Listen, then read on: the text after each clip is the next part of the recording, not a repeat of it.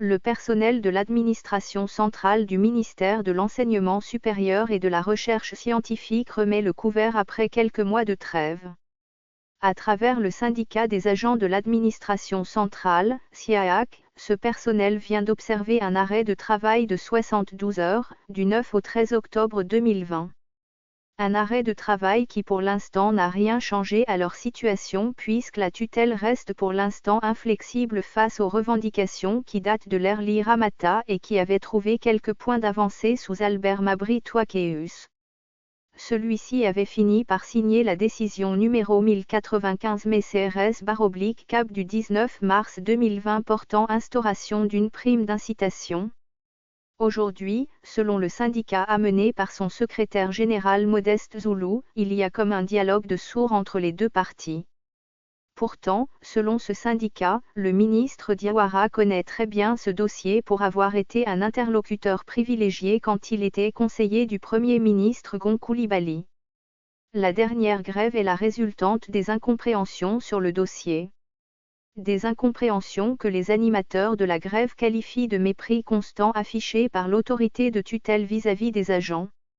Lundi, ils étaient en sit-in à la cité administrative qui abrite le ministère de l'Enseignement supérieur. Ils ont déployé des banderoles qui ressassaient l'essentiel de leurs revendications. Le respect de la décision ministérielle et le paiement effectif des primes afférentes.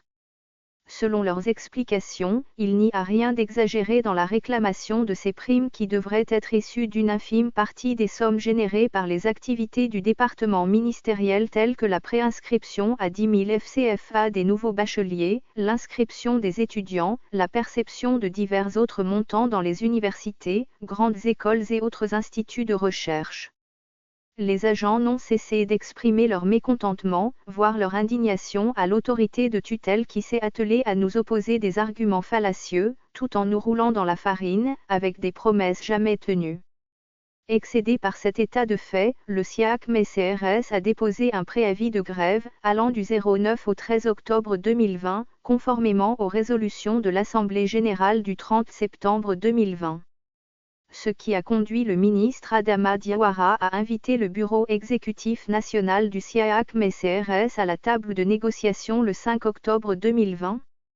Mais, contre toute attente, c'est un ennuyant monologue qui nous a été servi. Plus grave, visiblement à court d'arguments, le ministre n'a pas trouvé mieux à faire que de brandir des menaces, notamment la suspension des salaires des agents, en cas de grève. Une telle attitude de la part de l'autorité de tutelle est pour le moins ahurissante. Incapable de proposer des solutions censées apaiser le personnel de l'administration centrale, le ministre joue plutôt à faire peur aux agents, en jetant inutilement de l'huile sur le feu. Telle est la charge des grévistes à l'encontre du ministre qui n'a jusque-là pas réagi, hormis ses explications de la situation lors de la rencontre avec le syndicat.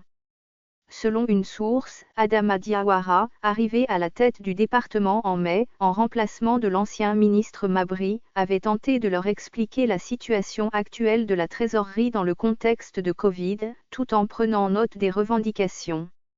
Les syndicalistes, eux, voulaient des solutions concrètes et immédiates.